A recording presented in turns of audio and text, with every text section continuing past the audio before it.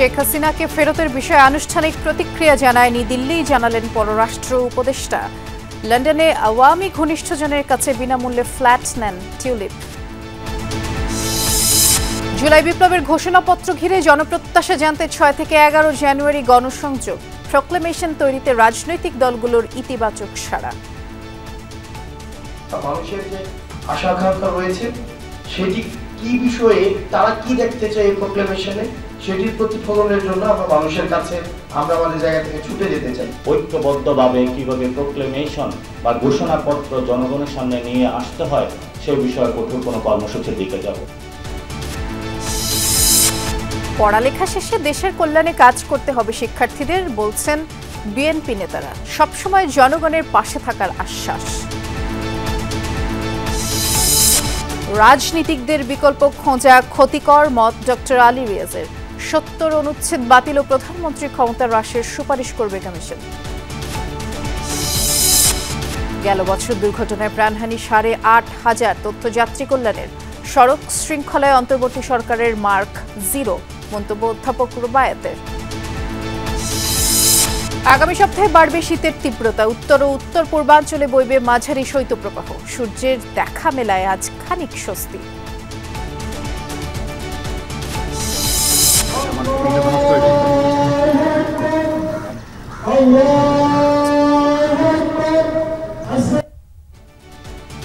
চিত্রনায়িকা অঞ্জনাকে শেষ বিদায়। 2 দফা জানাজার পর বনানী কবরস্থানে দাফন।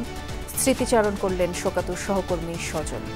আমাদের ইন্ডাস্ট্রি কিন্তু গার্জিয়ান শূন্য হয়ে যাচ্ছে। তার মধ্যে যে গুণগুলো ছিল অন্যদের মধ্যে নেই।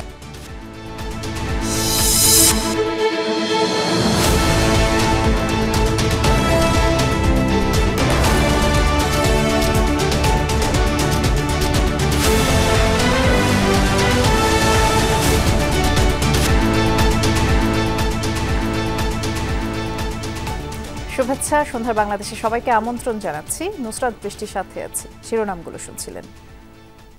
ক্ষমতাচ্যুত প্রধানমন্ত্রী শেখ হাসিনাকে ফেরত পাঠানো নিয়ে দিল্লির আনুষ্ঠানিক কোনো প্রতিক্রিয়া পায়নি ঢাকা। ভারতের পররাষ্ট্র মন্ত্রণালয় মুখপাত্রের মন্তব্যের ব্যাপারে বাংলাদেশের অবস্থান শিগগিরই জানানো হবে। এসব তথ্য জানিয়ে পররাষ্ট্র উপদেষ্টা তৌহিদ হোসেন বলেছেন, এখন জনগণ নির্দ্বিধায় সরকারের সমালোচনা করতে পারে। ভবিষ্যতে এই ধারা অব্যাহত থাকবে বলে আশা করেন তিনি। ছাত্র জনতার অভ্যুত্থানের মুখে গত 5 আগস্ট দেশ ছেড়ে ভারতে পালিয়ে যান শেখ হাসিনা। সাবেক প্রধানমন্ত্রীকে দেশে ফেরত আনতে 23 ডিসেম্বর ভারতকে কূটনৈতিক চিঠি দেয় বাংলাদেশ। সেই চিঠি পাওয়ার কথাও জানানো হয় ভারতের পররাষ্ট্র মন্ত্রণালয় থেকে। শুক্রবার এই ইস্যুতে কথাও বলেন দেশটির পররাষ্ট্র মন্ত্রণালয়ের মুখপাত্র রণধীর জয়সওয়াল। জানান, শেখ হাসিনার প্রত্যর্পণ ইস্যুতে বাংলাদেশ সরকারের চিঠি পাওয়ার কথা জানানো হয়েছে। এর বাইরে আর বলার কিছুই নেই। এক সপ্তাহ আগে শেখ হাসিনার প্রত্যর্পণ নিয়ে বাংলাদেশের বার্তা পাওয়ার কথা জানিয়েছিলাম। ওই প্রাপ্তি স্বীকারের বাইরে তেমন কিছু বলা নেই। এ বিষয়ে পররাষ্ট্র উপদেষ্টা জানান, শেখ হাসিনাকে ফেরত পাঠানো নিয়ে ভারত কোনো আনুষ্ঠানিক প্রতিক্রিয়া জানায়নি। জয়সওয়ালের বক্তব্য আমলে নিচ্ছে ঢাকা। শিগগিরই জানানো হবে অবস্থান। বিকেলে পূর্বাঞ্চলে বেলাবো থানা সমিতি আয়োজিত এক বার্ষিক সাধারণ সভা ও মিলন মেলায় যোগ দিয়ে সাংবাদিকদের এমনটাই জানান তৌহিদ হোসেন। আমরা যা কিছু বক্তব্য আসুক না কেন আমরা সেটা দেখছি এবং সেটার প্রেক্ষিতে আমাদের অবস্থান আমরা ঠিক করে নেব। আমরা এখন পর্যন্ত আমি কোনো চিঠি পাইনি। এটা জাস্ট পত্রপত্রিকাতে যেটুকু দেখেছি সেটুকুই। এর আগে আয়োজনে প্রধান অতিথির বক্তব্যে পররাষ্ট্র উপদেষ্টা বলেন, এখন মানুষ ভয়ভীতি ছাড়াই কথা বলতে পারে। ভবিষ্যতের রাজনৈতিক সরকারও সাধারণ মানুষের সমালোচনার স্বাধীনতা নিশ্চিত করবে। আপনারা ইউটিউব যদি দেখেন দেখবেন যে ভাষায় এই সরকারকে সমালোচনা করা হচ্ছে এটা আমরা বহুদিন দেখিনি। এটা অনেকে ক্রিটিসাইজ করেন। আমি বলি যে এটাকেই আমাদের একটা ছোট্ট সাফল্য হিসাবে দেখতে হবে, যে কেউ নির্দ্বিধায় কোনো ভয় ছাড়া এই সরকারের সমালোচনা করতে পারছে। আমি আশা করব যে ভবিষ্যতে যারা দায়িত্ব নেবেন, আমি আশা করব যারা ঠিক এই জিনিসটি বজায় রাখবেন। তৌহিদ হোসেন বলেন, আওয়ামী লীগ সরকার দিনের পর দিন বিভিন্ন খাতে ভুল পরিসংখ্যান উপস্থাপন করে গেছে। এমনকি চাল উৎপাদন নিয়ে দেয়া তথ্যেও বড় ধরনের ফাঁকি রয়েছে। চাল উৎপাদন নিয়ে স্ট্যাটিস্টিক্স ঠিক নাই। আমি সরকারের একাধিক প্রতিষ্ঠান থেকে বিভিন্ন তথ্য পেয়েছি। এখানেই হলো সমস্যা, যে উৎপাদন বেশি দেখাতে হবে, এটার কোনো প্রয়োজন নেই। প্রকৃত উৎপাদন যেটা হচ্ছে সেটাই দেখানো উচিত। সত্য সামনে আসলে আপনি সেই সত্যের ভিত্তিতে কি সিদ্ধান্ত নেওয়া উচিত সেটা নিতে পারবেন। আহমেদ রেজা, যমুনা নিউজ, ঢাকা। যুক্তরাজ্যের লেবার পার্টির মন্ত্রী টিউলিপ সিদ্দিককে লন্ডনে বিনামূল্যে একটি ফ্ল্যাট দিয়েছিলেন ক্ষমতাচ্যুত আওয়ামী লীগ সরকারের ঘনিষ্ঠ এক ব্রিটিশ ব্যবসায়ী। এ তথ্য উঠে এসেছে দেশটির গণমাধ্যম ফিনান্সিয়াল টাইমসের এক প্রতিবেদনে। রিপোর্টে বলা হয়েছে, যুক্তরাজ্যের ভূমি নিবন্ধন সংক্রান্ত নথিপত্রে মিলেছে বিনামূল্যে ফ্ল্যাট হস্তান্তরের তথ্য। 2004 সালে টিউলিপকে কিংস ক্রস এলাকার ফ্ল্যাটটি দেন আব্দুল মোতালিফ নামের ওই আবাসন ব্যবসায়ী। যুক্তরাজ্যের ভূমি নিবন্ধন সংক্রান্ত নথিপত্রের তথ্যের ভিত্তিতে একটি অনুসন্ধানী প্রতিবেদন প্রকাশ করেছে ব্রিটিশ সংবাদ মাধ্যম ফিনান্সিয়াল টাইমস। সেখানে বলা হয়, 2004 সালে কিংস ক্রস এলাকায় একটি ফ্ল্যাটের মালিকানা পান যুক্তরাজ্যের সিটি মন্ত্রী টিউলিপ সিদ্দিক। এর বিনিময়ে কোনো অর্থ পরিশোধ করতে হয়নি তাকে। টিউলিপের দাখিল করা আর্থিক বিবরণীতে 2 বেডরুমের ফ্ল্যাটটি ভাড়া দেওয়ার কথা উল্লেখ রয়েছে। সংশ্লিষ্টদের বরাতে ফিনান্সিয়াল টাইমস জানিয়েছে, যুক্তরাজ্যের আবাসন ব্যবসায়ী আব্দুল মোতালিফকে দুর্দিনে আর্থিক সহায়তা করেছিলেন টিউলিপের মা বাবা, যার কৃতজ্ঞতা স্বরূপ টিউলিপকে ফ্ল্যাট উপহার দিয়েছিলেন তিনি। 2001 সালে 1,95,000 পাউন্ডে সেটি কিনেছিলেন মোতালিফ। বর্তমানে দক্ষিণ পূর্ব লন্ডনে বসবাস করেন 70 বছর বয়সী আব্দুল মোতালিফ। তার কিংস ক্রস এলাকার ঠিকানায় বসবাস করেন মজিবুল ইসলাম নামের এক ব্যক্তি, যার বাবা 2014 থেকে 2024 সাল পর্যন্ত বাংলাদেশে আওয়ামী লীগ থেকে নির্বাচিত সংসদ সদস্য ছিলেন। ফিনান্সিয়াল টাইমসের কাছে কিংস ক্রসের ওই ফ্ল্যাট কেনার কথা স্বীকার করেছেন মোতালিফ, তবে টিউলিপকে সেটি দেওয়ার বিষয়ে কিছুই জানাননি। ফ্ল্যাট পাওয়ার সঙ্গে আওয়ামী লীগের সংশ্লিষ্টতার খবর ভুল বলে ফিনান্সিয়াল টাইমসের কাছে দাবি করেন টিউলিপের একজন মুখপাত্র। বর্তমানে যুক্তরাজ্যের অর্থ মন্ত্রণালয়ের ইকোনমিক সেক্রেটারি হিসেবে দেশটির আর্থিক খাতে দুর্নীতি বন্ধ সংক্রান্ত দায়িত্ব পালন করছেন টিউলিপ সিদ্দিক। বাংলাদেশের ক্ষমতাচ্যুত প্রধানমন্ত্রী ও আওয়ামী লীগ সভাপতি শেখ হাসিনার বোন শেখ রেহানার মেয়ে তিনি। এমন সময় টিউলিপের বিনামূল্যে ফ্ল্যাট পাওয়ার খবর সামনে এলো যখন 9 প্রকল্পে 80,000 কোটি টাকার অনিয়ম ও দুর্নীতির অভিযোগে টিউলিপ, শেখ হাসিনা, শেখ রেহানা ও সজীব ওয়াজেদের বিরুদ্ধে অনুসন্ধান করছে বাংলাদেশের দুর্নীতি দমন commission Dudak. Dorothy Tasrin, Jamuna news. July বিপ্লবের ঘোষণাপত্র সামনে রেখে 6 থেকে 11 জানুয়ারি সারা দেশে জনসংযোগ করবে বৈষম্য বিরোধী ছাত্র আন্দোলন এবং জাতীয় নাগরিক কমিটি। দুপুরে বাংলা মোটরে বৈষম্য বিরোধী ছাত্র আন্দোলনের কেন্দ্রীয় কার্যালয়ে যৌথ সংবাদ সম্মেলনে এই কর্মসূচি ঘোষণা করা হয়। আর এই সময়ের মধ্যে ঘোষণাপত্র তৈরিতে সরকার কার্যকর উদ্যোগ না নিলে কঠোর আন্দোলনের হুঁশিয়ারি দেন সংগঠন দুটির নেতারা। 6 মাস হতে চলেছে, কিন্তু এখনো পূরণ হয়নি জুলাই গণ অভ্যুত্থানের আকাঙ্ক্ষা। এ নিয়ে অসন্তোষ জানিয়ে নিজ উদ্যোগেই জুলাই আন্দোলনের ঘোষণাপত্র তৈরির উদ্যোগ নেয় বৈষম্য বিরোধী ছাত্র আন্দোলন এবং জাতীয় নাগরিক কমিটি। যদিও পরে সরকারি উদ্যোগে এ ঘোষণাপত্র তৈরির আশ্বাসে এ সিদ্ধান্ত থেকে সরে আসে সংগঠন দুটি। 31 ডিসেম্বর কেন্দ্রীয় শহীদ মিনার থেকে এজন্য সরকারকে 15 দিনের সময় বেঁধে দেন তারা। আমাদের এই জুলাই গণ অভ্যুত্থানের ঘোষণাপত্র জারি করতে হবে। সকালে সংগঠন দুটির যৌথ সংবাদ সম্মেলনে বলা হয়, এই ঘোষণাপত্রের পক্ষে জনমত গঠনে সারা দেশের জেলা, উপজেলা, গ্রামে গঞ্জে যাবেন তারা। আমরা কর্মসূচি ঘোষণা করছি যেখানে আমরা মানুষের কাছে লিফলেট বিতরণ করব, আমরা সমাবেশ করব এবং বিভিন্ন মাত্রার জনসংযোগ করব। কারণ এই প্রোক্লেমেশন অফ রেভলিউশনে আশা আকাঙ্ক্ষা, মানুষের যে আশা আকাঙ্ক্ষা রয়েছে সেটি কি বিষয়ে, তারা কি দেখতে চায় এই প্রোক্লেমেশনে, সেটির প্রতিফলনের জন্য আমরা মানুষের কাছে, আমরা আমাদের জায়গা থেকে ছুটে যেতে চাই। আশ্বাস দিলেও ঘোষণাপত্র তৈরিতে এখনো সরকারের কার্যকর উদ্যোগ নেই বলে হতাশার কথা জানানো হয় সংবাদ সম্মেলনে। যথাযথ পদক্ষেপ না দেখলে ছাত্র, শ্রমিক, জনতাকে নিয়ে আবারও কঠোর আন্দোলন গড়ে তোলার কথা বলেন নেতারা। আগামী কয়েকদিনের মধ্যে কার্যত কোনো দৃশ্য উদ্যোগ না দেখি আমরা সরকারকে সেখানে আরও জোর দাবি এবং মাঠ থেকে জনগণকে সাথে নিয়ে ঐক্যবদ্ধভাবে কিভাবে প্রোক্লেমেশন বা ঘোষণাপত্র জনগণের সামনে নিয়ে আসতে হয় সেই বিষয়ে কঠোর কোনো কর্মসূচির দিকে যাব। দৃষ্টিভঙ্গির পার্থক্য থাকলেও ঘোষণাপত্র নিয়ে রাজনৈতিক দলগুলোর সাথে কোনো দ্বিমত নেই বলে দাবি করেন নাসিরউদ্দিন পাটোয়ারি। আমরা সবার সাথে কথা বলেছি, তবে প্রোক্লেমেশন নিয়ে কারো কোনো দ্বিমত নাই। হয়তো দৃষ্টিভঙ্গিগত অথবা কোনো শাব্দিক চয়নে কিছু পার্থক্য রয়েছে, এগুলো অলরেডি আমরা সলভ করতে পেরেছি এবং আমরা ড্রাফটিংটা ফাইনালের একদম শেষ পর্যায়ে অতি দ্রুতই আমরা যে কোনো সময় সরকারের উদ্যোগ অথবা সরকার যদি আমাদের আহ্বান করে আমরা বসতে প্রস্তুত। সংবাদ সম্মেলনে গণপরিষদ নির্বাচনের দাবি তোলেন সংগঠনের নেতারা। তাদের মতে গণপরিষদ এবং জাতীয় সংসদ নির্বাচন একই সাথে হতে পারে। পার্লামেন্টারি ইলেকশন এবং গণপরিষদ একসাথে হতে পারে, এটা কোনো কোনটা কন্ট্রাডিক্টরি না। আরিফুর রহমান সবুজ, যমুনা নিউজ, ঢাকা। ৭১ বাংলাদেশের মানুষের জন্য নয়, নিজেদের স্বার্থ হাসিলে মুক্তিযুদ্ধে অংশ নিয়েছিল ভারত, এমন মন্তব্য করেছেন জাতীয় নাগরিক কমিটির মুখ্য সংগঠক সার্জিস আলম।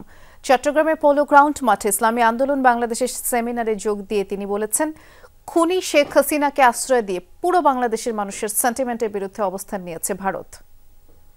৭১ পরবর্তী সময়ে কিভাবে স্পেশালি ওই ৭২-এর শুরুর দিকে ভারতের ওই সৈন্যরা আমার দেশ এক কথায় লুটপাট করেছে।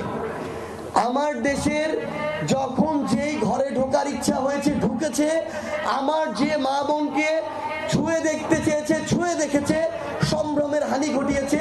এই কথাগুলো বাংলাদেশের সামনে, মানুষের সামনে আসা উচিত। ছাত্রলীগের প্রতিষ্ঠাবার্ষিকীতে ঢাকা বিশ্ববিদ্যালয়ে হেইট থ্রো কর্মসূচি পালন করেছে সাধারণ শিক্ষার্থীরা। কর্মসূচিতে আওয়ামী লীগ সভাপতি শেখ হাসিনা, নিষিদ্ধ সংগঠন ছাত্রলীগের সভাপতি ও কর্মীদের ছবিতে জুতা ছুঁড়ে মারা হয়, আগুন দেওয়া হয়। শিক্ষার্থীরা বলেছেন, আর কোনো সংগঠন যেন ছাত্রলীগের মতো ফ্যাসিবাদী না হতে পারে তা নিশ্চিতে সদা জাগ্রত থাকবে ছাত্র জনতা। এক বছর আগেও ছাত্রলীগের প্রতিষ্ঠা বার্ষিকী উপলক্ষে ঢাকা বিশ্ববিদ্যালয়ে দেখা যেত আলোকসজ্জা, শোনা যেত দলীয় স্লোগান। কিন্তু এবার সম্পূর্ণ ভিন্ন আয়োজন ছিল রাজু ভাস্কর্যের সামনে। স্টুডেন্টস রাইটস ওয়াচের ব্যানারে সাধারণ শিক্ষার্থীরা আয়োজন করে হেইট থ্রু কর্মসূচি। আওয়ামী লীগ সভাপতি শেখ হাসিনা, ছাত্রলীগের কেন্দ্রীয় সভাপতি সহ সংগঠনটির নেতা কর্মীদের ছবিতে জুতা ছুঁড়ে মারে শিক্ষার্থীরা। পরপর ৩ বার সফল হলে পুরস্কার হিসেবে দেয়া হয় কোমল পানীয়। এরপর শেখ হাসিনা, সাদ্দাম সহ কেন্দ্রীয় নেতাদের ছবি এবং গণরুম, ফ্যাসিবাদ ও দাস প্রথা সম্বলিত বিভিন্ন প্লাকার্ড পুড়িয়ে ফেলা হয়। এর মাধ্যমে ছাত্র সংগঠন দ্বারা নির্যাতন প্রথার কবর রচিত হলো বলে মন্তব্য করেন শিক্ষার্থীরা। ১৫ বছর ধরে এটা ছিল একটা মূর্তিমান আতঙ্কের দিন, যে এই দিন আসলে ৩ তারিখ জানিয়ে দেওয়া হতো যে কালকে আমাদের ভাইটাল প্রোগ্রাম, না আসলে কিন্তু খবর আছে। যদি বলা হতো পরীক্ষা ক্লাস আছে, তাহলে বলতো কিসের পরীক্ষা কিসের ক্লাস। আজকে শিক্ষার্থীরা আসছে নিজ উদ্যোগে, আসতে স্বপ্রণোদিত হয়ে এসে শিক্ষার্থীরা তাদের ক্ষোভের বহিঃপ্রকাশ করছে। বাংলাদেশকে বার্তা দিতে চাই যাতে নতুন করে ছাত্রলীগ বা ছাত্রলীগের মতো কোনো সংগঠন বাংলাদেশে সন্ত্রাসী কার্যক্রম চালাতে না পারে। পরে কর্মসূচি জনসাধারণের জন্য উন্মুক্ত করে দেওয়া হয়। এ সময় শিক্ষার্থীরা অভিযোগ করেন, ফ্যাসিবাদের দোসররা এখনো প্রশাসনে ঘাপটি মেরে আছে। নব্য ফ্যাসিবাদের বিরুদ্ধে সদা সতর্ক থাকার ঘোষণাও দেন তারা। আমার শুধু ব্যক্তিগত ক্ষোভ না, এরা তো নিয় ছাত্র হত্যাকারী এবং আর আপনার এরা তো সাধারণ মানুষকে হত্যা করে। দৃষ্টান্তমূলক শাস্তি ব্যবস্থা করে তাহলে এই ধরনের জটিকা মিছিল দ্বিতীয়বার ছাত্রলীগের কোনো নেতাকর্মীরা করতে ভাবতেন আর কি। আহতদের চিকিৎসা নিশ্চিতের লক্ষ্যে দ্রুততম সময়ের মধ্যে যদি ব্যবস্থা না হয়, তাহলে শিক্ষার্থীরা সরকারের বিরুদ্ধে এবং এই চিকিৎসার দাবিতে কঠোর থেকে কঠোরতর কর্মসূচি দিতে বাধ্য হবে। পরে টিএসসিতে শেখ হাসিনার ঘৃণা স্তম্ভে জুতা ছুঁড়ে মারে শিক্ষার্থী এবং সাধারণ মানুষ। লাভলি বিথি, যমুনা নিউজ, ঢাকা। লেখাপড়া শেষে দেশের কল্যাণে কাজ করতে হবে শিক্ষার্থীদের। বাগেরহাটে সংবর্ধনা অনুষ্ঠানে কথা বলেছেন বিএনপির স্থায়ী কমিটির সদস্য ডক্টর আব্দুল মোয়েন খান। দিনাজপুরের শীতবস্ত্র বিতরণে দলের আরেক স্থায়ী কমিটির সদস্য ডাক্তার AZM জাহিদ বলেছেন, জনগণের আন্দোলনকে কেউ একা ঘরে তোলার চেষ্টা করলে তা জনগণ মেনে নেবে না। আর চট্টগ্রামে দলের যুগ্ম মহাসচিব হাবিবুন নবী খান সোহেল বলেছেন, বিএনপি এখন মাঠে ফুটবল ও ক্রিকেট ফিরিয়ে এনেছে।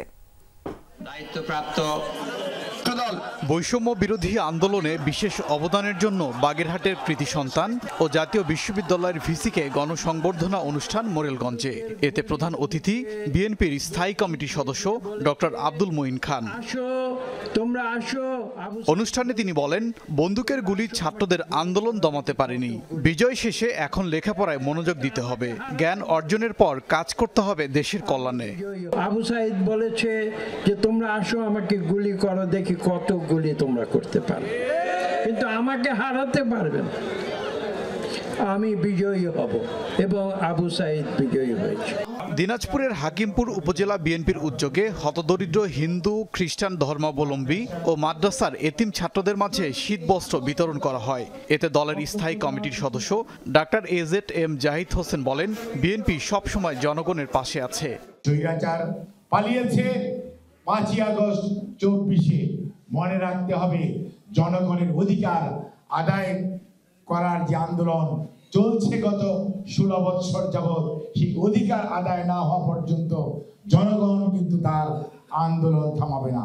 চট্টগ্রামে আরাফাত রহমান কোকো স্মৃতি ফুটবল টুর্নামেন্টের উদ্বোধন করেন বিএনপির যুগ্ম মহাসচিব হাবিব উন নবী খান সোহেল। তিনি বলেন, আওয়ামী লীগের ষড়যন্ত্র ও হুমকির খেলাকে বিএনপি এখন মাঠের ফুটবল ও ক্রিকেটে ফিরিয়ে এনেছে।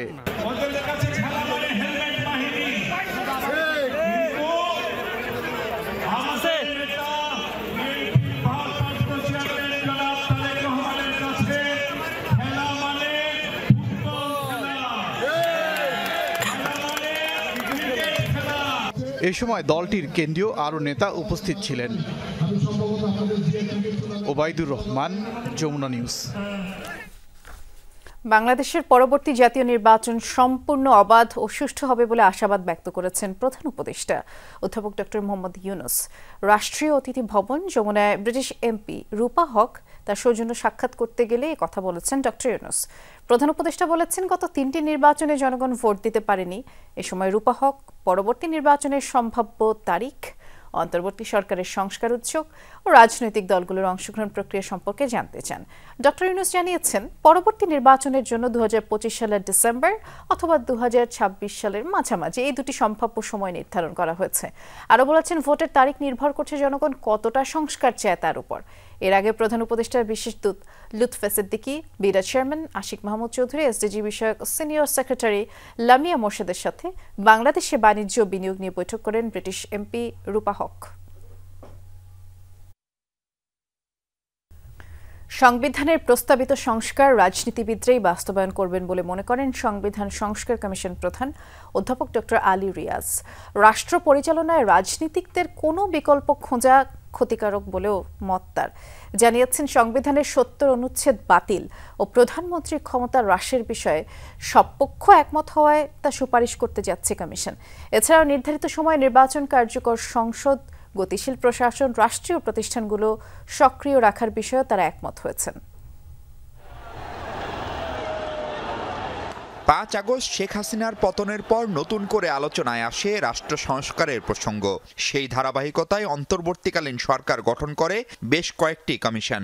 যে কোনো ধরনের ফ্যাসিবাদী শাসন ব্যবস্থার এর মধ্যে সবচেয়ে গুরুত্বপূর্ণ সংবিধান সংস্কার কমিশনের নেতৃত্ব দিচ্ছেন ডক্টর আলী রিয়াজ। গেল 3 মাসে বিভিন্ন রাজনৈতিক দল সহ পেশাজীবীদের সাথে আলোচনা সেরেছে এই কমিশন। তার ভিত্তিতে তৈরি হচ্ছে চূড়ান্ত প্রতিবেদন। 7 জানুয়ারি সরকার প্রধানের কাছে তা হস্তান্তর করার কথা। নির্ধারিত সময়ে নির্বাচনের পর কার্যকর সংসদ বহাল রাখা, বিচার ব্যবস্থার উপর হারানো আস্থা ফেরানো, ক্ষমতাসীন দল ও প্রশাসনের জবাবদিহি নিশ্চিত করার উপায় নিয়ে সুপারিশ থাকছে আলী রিয়াজ কমিশনের। আমাদের রেকমেন্ডেশনগুলোর প্রথম জিনিস হচ্ছে যেন ক্ষমতা এক ব্যক্তির হাতে না যায়।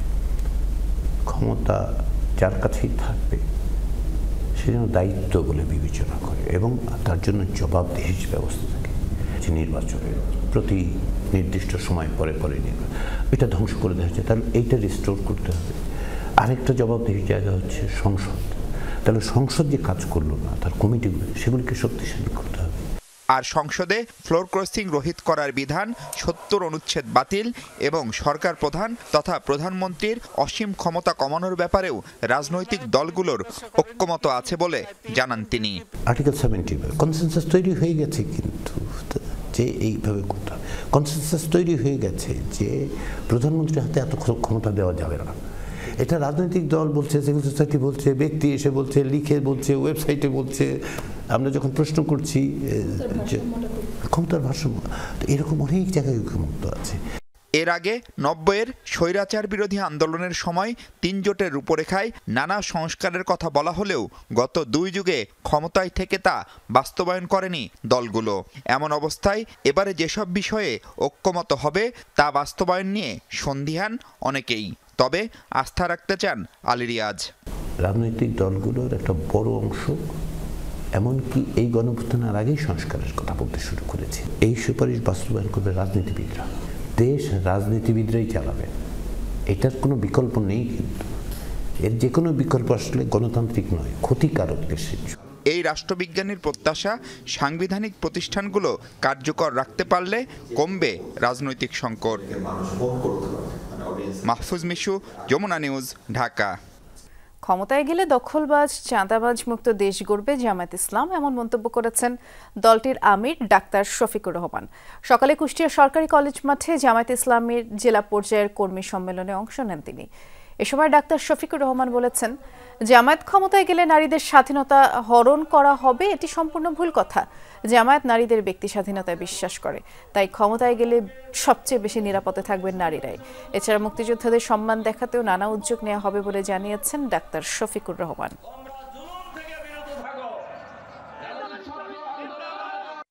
ধর্মের ভিত্তিতে কোনো নাগরিকের অধিকারকে বিভক্ত করা যাবে না।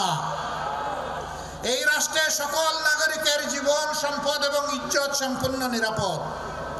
এই রাষ্ট্রের সকল ধর্মের মানুষ নিজ নিজ ধর্মীয় আচার অনুষ্ঠান পালন করবেন অত্যন্ত নির্বিঘ্নে, নিরাপত্তার সাথে। কেউ কারো উপর হাত দিতে পারবে না, দুঃসাহস দেখাবে না। গাজীপুরে হত্যা মামলায় আলোচিত আসামি আওয়ামী লীগের সেই নেতাকে আদালতে নেয়ার পর হাজতে রাখা হয়েছে। কাল শফিকুলকে বিচারকের সামনে হাজির করা হবে। তাকে ছাড়িয়ে নিতে জামায়াতের নেতাকর্মীদের মিছিল নিয়ে এখনও আলোচনা চলছে জোরে সোরে। গ্রেফতারকৃত শফিকুলকে নিজেদের কর্মী বলে দাবি করেছে দলটি। আর পুলিশ জানিয়েছে, একটি হত্যা মামলায় শুক্রবার ওই নেতাকে গ্রেফতার করা হয়। 3 জানুয়ারি 2025 গাজীপুর জয়দেবপুর থানার সামনে মিছিল নিয়ে হাজির জামায়াত ইসলামীর নেতাকর্মীরা। জানা যায়, গ্রেফতারকৃত আওয়ামী লীগের এক নেতাকে ছাড়িয়ে নিতেই থানার সামনে এই হট্টগোল। পুলিশ জানায়, জয়দেবপুর থানার একটি হত্যা মামলায় ভাওয়ালের মির্জাপুর এলাকা থেকে গ্রেফতার করা হয় 2 নম্বর ওয়ার্ড আওয়ামী লীগের সাংগঠনিক সম্পাদক শফিকুল শিকদারকে। এরপরই থানায় মিছিল নিয়ে হাজির জামায়াতের কর্মীরা। শফিকুলকে নিজেদের লোক দাবি করে মুক্তির জন্য তদবির জানায় তারা। থানায় আনলে জামাত ইসলামের দায়িত্বশীল কিছু নেতাকর্মী থানার সামনে এসে অর্ধশতাধিক নেতাকর্মী একটা অবস্থান ধর্মঘট করে এবং স্লোগান দেয় তাকে ছেড়ে দিতে হবে। তারা দাবি করতেছে সে তাদের কর্মী, সে কিন্তু কর্মী হিসাবে আমাদের কাছে দায়িত্বশীলতার কোনো কাগজপত্র উপস্থাপন করতে পারেনি। এদিকে গ্রেফতারকৃত শফিকুলকে নিজেদের কর্মী বলে দাবি করে জামায়াত ইসলামী। প্রথমত উনি 18 সালে আমাদের সহযোগী সদস্য ফরম পূরণ করে সংগঠনে যোগদান করেছে। এরপরে উনি দলে আমাদের এখানে অ্যাক্টিভ ছিল না, বাট অন্য দলে কাজ করছে, তেমন রেকর্ড আমাদের কাছে নাই। 23 সালের উনি শেষ লগ্ন থেকে অ্যাক্টিভলি কাজ করেছেন। 23 সালে উনি ডিসেম্বরে উনি আমাদের কর্মী হয়েছেন, লিস্টেড কর্মী, এবং 24 সাল পুরোটাই উনি লিস্টেড কর্মী হিসেবে কাজ করেছেন। তদবিরের পরও শফিকুলকে ছাড়েনি পুলিশ, তাকে আদালতে পাঠানো হয়েছে। হুমায়ুন রশিদ, যমুনা নিউজ। 2024 সালের সড়ক দুর্ঘটনায় দেশে প্রতিদিন গড়ে 23 জনের মৃত্যু হয়েছে। এক বছরে সেই সংখ্যা দাঁড়িয়েছে 8,543 জনে। সংবাদ সম্মেলনে এসব তথ্য তুলে ধরেছে যাত্রী কল্যাণ সমিতি। সংগঠনটি জানিয়েছে, দুর্ঘটনায় আক্রান্ত যানবাহনের শীর্ষে রয়েছে মোটরসাইকেল। গেল বছর শুধুমাত্র মোটরসাইকেল দুর্ঘটনায় 2,570 জনের প্রাণ গেছে। বিশেষজ্ঞদের অভিমত, দুর্ঘটনা কমাতে এখনই কার্যকর পদক্ষেপ না নিলে মৃত্যুর মিছিল আরও দীর্ঘ হবে।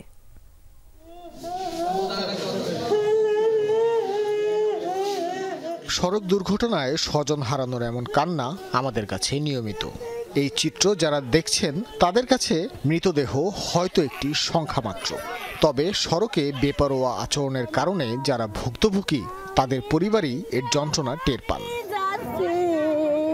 যাত্রী কল্যাণ সমিতির হিসেবে 2024 সালে সড়ক দুর্ঘটনা ঘটেছে 6,359টি। এতে নিহত হয়েছেন 8,543 জন আর আহতের সংখ্যা 12,600-র বেশি। তাদের দায়িত্ব সম্পর্কে সংগঠনটির পক্ষ থেকে জানানো হয়, দুর্ঘটনায় আহত এবং নিহতের প্রকৃত সংখ্যা আরো অনেক বেশি। শুধুমাত্র গণমাধ্যমের তথ্য বিশ্লেষণ করেই তারা এমন চিত্র তৈরি করেছেন। আমরা সরকারকে বলতে চাই, সড়ক দুর্ঘটনা প্রকৌশলগত ত্রুটির কারণে ঘটে থাকে, সমাধান ও প্রকৌশলগত হওয়া জরুরি। বিগত আওয়ামী লীগ সরকার বিরোধী দল দমনের বাসায় রাজনৈতিক বক্তব্য দিয়ে সড়ক দুর্ঘটনা কমানোর চেষ্টা করেছে। বর্তমান অন্তর্বর্তী সরকারের কাছে দাবি, সড়ক দুর্ঘটনা ভয়াবহ ছোবল থেকে দেশকে বাঁচান, দেশের মানুষকে বাঁচান। রিপোর্ট বিশ্লেষণ করলে দেখা যায়, দুর্ঘটনায় আক্রান্ত যানবাহনের মাঝে ব্যাটারি রিক্সা, বাস ও ট্রাক অন্যতম। 2023 সালের হিসেবে 2024 সালে মোট দুর্ঘটনা 1.5% বৃদ্ধি পেয়েছে। মোট দুর্ঘটনার অর্ধেকের বেশি ঘটেছে বাস, ট্রাক ও লরি চাপায়। আঞ্চলিক সড়কে এই ঘটনা ঘটেছে অটোরিকশা ও মোটরসাইকেল চাপায়। বরাবরের মতোই 2024 সালেও মোট দুর্ঘটনার প্রায় 37% ভুক্তভোগী মোটরসাইকেল আরোহী, যার ফলে নিহত হয়েছে 2,500-এর বেশি মানুষ। কেবল সংখ্যা মনে হয়, এগুলা কিন্তু দুর্ঘটনার এই সংখ্যাকে গুরুত্ব না দিলে আগামীতে সড়কে মৃত্যুর মিছিল আরো বাড়বে বলে শঙ্কা বিশেষজ্ঞদের। টোটাল 6 মাসের এই সরকারের একটা ক্যাওস। প্রেস সেক্রেটারি বলেছেন 90% সফল হয়েছে, আমি তো বলি এটা 0 সফল। এই তত্ত্বাবধায়ক সরকার যেটা আছে, এই পরিবহন সেক্টরে, জীবনযাত্রার মান উন্নয়নে, জিনিসের দ্রব্যমূল্যের জায়গাতে এবং আইন শৃঙ্খলার দিক থেকে 100-র মধ্যে 0 নাম্বার। আমি মাস্টার নাম্বার দিতে পছন্দ করি, 0 নাম্বারও তো পাচ্ছে না তারা। সড়ক ছাড়াও 2024 সালে রেল ও নৌ দুর্ঘটনায় নিহত হয়েছে 694 জন। এই নতুন বছরে আমরা এইভাবে আর সড়ক দুর্ঘটনা। ভাস্কর ভাদুরী, যমুনা নিউজ, ঢাকা। জানুয়ারির দ্বিতীয় সপ্তাহে শীতের তীব্রতা বাড়বে। এ সময় দেশের উত্তর ও উত্তর পূর্বাঞ্চলে মাঝারি শৈত্যপ্রবাহও বইবে। চলতি সপ্তাহে বৃষ্টিপাতের পর তাপমাত্রা কমতে থাকবে। কুয়াশা, ধুলা আর ধোঁয়ায় রাজধানীর দৃষ্টিসীমাও কম থাকবে শীতে। তাই আজ সূর্যের দেখা মেলায় নাগরিক জীবনে কিছুটা হলেও স্বস্তি এসেছে। সহকর্মী শাকিল হাসানের রিপোর্ট। শীত, গ্রীষ্ম, বর্ষা যাই হোক না কেন, রাজধানীর জীবন থামে না। এখানে জীবনের ভার বইতে হয় সবাইকেই। জীবন সংগ্রামে তবুও খানিকটা স্বস্তি দেয় শীতের ঠান্ডা পরিবেশ। সকালে মিঠে রোদে নাগরিক একটু দম নেয়। নগরের উদ্যানে পাতাদের সাথে দেখা হয় সূর্যের। গায়ে রোদ মেখে হাঁটতে বের হয় নাগরিক। পানকৌড়ি লেকের পানিতে গা ডুবিয়ে নেয় শীতের ছোঁয়া বাঁচিয়ে। মানুষের মতো পাখিরাও অনুভব করে শীতের ভিন্ন আমেজ। চিরচেনা গ্রাম থেকে শহরের পরিবেশ বেশ অন্যরকম শীতে, তবুও গ্রাম রয়ে যায় নাগরিকের স্মৃতিপটে। কুয়াশা ভালো লাগে, শীতের সময় হাঁটতে চলতে ফিরতে ভালো লাগে, গরমে যেটা উপভোগ করতে পারি না। এই শীতের মধ্যে একটু আলাদা ফিল আসে শহরের মধ্যে। রোডটাকে একটু ফিল করার জন্য আমাদের এখানে আসা। ব্যাডমিন্টন খেলতে ভালো লাগে, ঘুরতে যাওয়া ভালো লাগে, শীতের কাপড় পরতে ভালো লাগে। শীতে মন নরম হয়, মানুষ খোঁজে উষ্ণতা, প্রিয়জনের সান্নিধ্য লাভে হয় ব্যাকুল। প্রজন্মের হাত ধরে নির্ভরতা স্থানান্তরের উপলক্ষ এনে দেয় শীত। শীতের মধ্যে অবশ্যই সবাই চায় যে একটা উষ্ণ পরশের সাথে থাকতে। শীতের রোমান্সটা ঠিক অন্য টাইপের, একটু শুধু মুখে না, ওটা একটু ঘনিষ্ঠতার। ঐতিহ্যগতভাবেই আমরা শীতকালে ধরেন ফসল ফলে গ্রামে এটা করে, আমরাও শহরে সেটা এনজয় করতে চাই আর কি। হেমন্তে ফসল ঘরে তোলার পর শীতে নতুন চালে পিঠা। খাবার যেহেতু উৎসবের অন্যতম উপাদান, তাই বাংলা অঞ্চলের উৎসবগুলোও নির্ধারিত হয়েছে ঋতুর হিসেবেই। নগরের শীত ক্ষণস্থায়ী। গ্রীষ্মের গরমের থেকে নগরে শীত নিয়ে আসে স্বস্তি। আর এই স্বস্তির খোঁজেই নগরের এই উদ্যানগুলোতে ভিড় জমান নাগরিকরা। শীতের খাবার, পোশাক সব মিলিয়ে এক উৎসবের আমেজ তৈরি হয় নগরে। রাজধানীর সর্বনিম্ন তাপমাত্রা ছিল 1995 সালের 3 জানুয়ারি 6.5 ডিগ্রি সেলসিয়াস। সাম্প্রতিক বছরগুলোতে এর আশেপাশেও নামেনি তাপমাত্রা। সপ্তাহের শেষে উত্তরাঞ্চল ও উত্তর পূর্বাঞ্চলে হালকা বৃষ্টিপাতের পর তাপমাত্রা কমবে বলছে আবহাওয়া অফিস।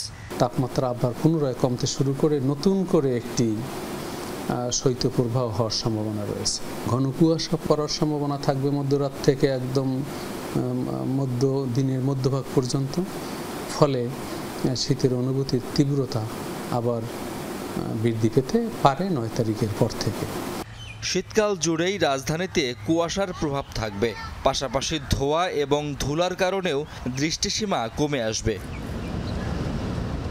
শাকিল হাসান, যমুনা নিউজ, ঢাকা।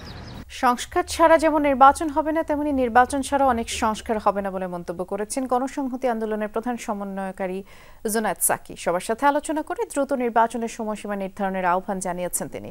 আজ দুপুরে জাতীয় প্রেস ক্লাবে রাষ্ট্রের গণতান্ত্রিক রূপান্তরে নতুন রাজনৈতিক বন্দোবস্ত প্রতিষ্ঠার গণসংলাপে এই আহ্বান জানিয়ে বলেন, আগামী দিনের ক্ষমতা জনগণের জবাবদিহিতার ক্ষমতা হতে হবে।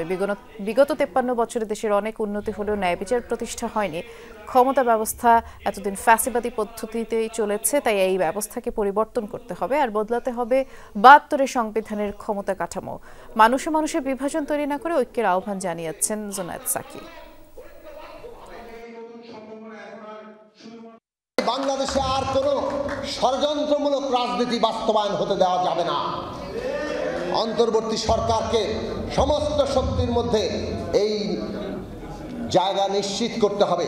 একটা সংস্কার ছাড়া যেমন নির্বাচন হবে না, তেমনি অনেক সংস্কার আছে যেটা নির্বাচন ছাড়া সম্পন্ন করা যাবে না।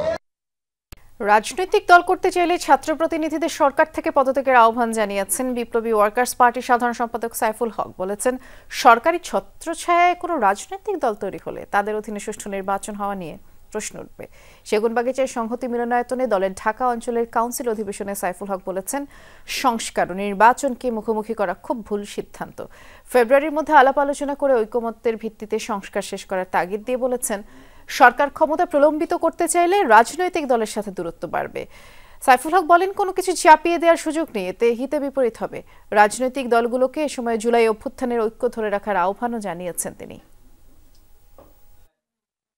তাদের যারা সরকারে আছেন, সরকার থেকে তাদেরকে পদত্যাগ করে বাইরে অবস্থানে স্বাধীনভাবে তারা উদ্যোগ নেবেন, যেভাবে সমস্ত সবাই রাজনৈতিক দল করে। সরকার যদি বোঝা যায় যে তাদের ছত্রছায়ায় একটা দল গড়ে উঠছে, রাজনৈতিক প্ল্যাটফর্ম গড়ে উঠছে, তাহলে কিন্তু সরকারি ভূমিকা নিয়ে প্রশ্ন উঠবে। আর একবার সরকারি ভূমিকা যদি প্রশ্নবিদ্ধ হয়, সরকার নিরপেক্ষতা যদি প্রশ্নবিদ্ধ হয়, এই সরকারের অধীনে আগামী জাতীয় নির্বাচন করা যাবে কিনা, তখন এটা নিয়েও কিন্তু তখন প্রশ্ন। প্রথম পর্বের বিশ্ব ইজতেমা 31 জানুয়ারি থেকে শুরু হয়ে 2 ফেব্রুয়ারি পর্যন্ত চলবে বলে জানিয়ে সাতপন্থীদের দ্বিতীয় পর্বে ইজতেমা করতে না দিতে সরকারের প্রতি আহ্বান জানিয়েছেন মাওলানা মামুনুল হক। দুপুরে কাকরাইল মসজিদ প্রাঙ্গণে সুরাই নিজাম আয়োজিত সংবাদ সম্মেলনে এই কথা তিনি বলেছেন। মামুনুল হক আরও বলেছেন, 2018 সালে অতর্কিত হামলা চালিয়ে হত্যা 5000-এর বেশি সাথীদের আহত করা হয়েছিল। সাতপন্থীদের সেই হামলায় ছোট ছোট বাচ্চারাও মুক্তি পায়নি। আর সেই ঘটনার যথাযথ বিচার হলে 2024 সালে হামলার ঘটনা ঘটতো না। তাই সাতপন্থীদের এই হামলার বিচার না হওয়া পর্যন্ত তাদের তাবলিগে সব ধরনের কাজ থেকে বিরত থাকার দাবি জানিয়েছেন এই হেফাজত নেতা। অনন্তের পথে যাত্রা করলেন চিত্রনায়িকা অঞ্জনা। শেষবারের মতো তার নিথর দেহ নেওয়া হয় চিরচেনা কর্মস্থল এফটিসিতে। সেখানে পরিচিতজনরা শেষ বিদায় জানান তাকে। শনিবার সকাল 11টার দিকে জানাজা অনুষ্ঠিত হয় এবং বিষাদের সুরে শেষ বিদায় জানানো হয় কিংবদন্তি এই অভিনেত্রীকে। বেসরকারি একটি টেলিভিশন প্রাঙ্গণে দ্বিতীয় জানাজা শেষে বনানী কবরস্থানে দাফন করা হয় অঞ্জনা রহমানকে। ডিএফডিসিতে অঞ্জনা রহমান এসেছেন আগেও, তবে এ আগমন শোকের বেদনার। যে প্রাঙ্গণের অবাধ বিচরণে তিনি হয়ে ওঠেন রিয়েল লাইফের জনপ্রিয় এক মুখ, রিয়েল লাইফে আজ সেখানেই তিনি পড়ে নিথর নিস্তব্ধ। শোকের মাতম সহকর্মী থেকে শুরু করে সবার কণ্ঠে। আমার বোনটি চলে গেল আমাদেরকে ছেড়ে, আর তো হয়তো দেখতে পাবো না। তার মধ্যে যে গুণগুলো ছিল অন্যদের মধ্যে নেই।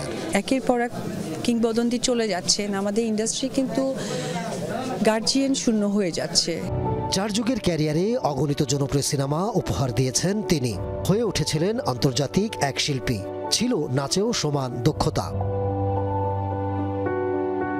তবে বিদায় বেলার গল্প যেন বিষণ্ণ।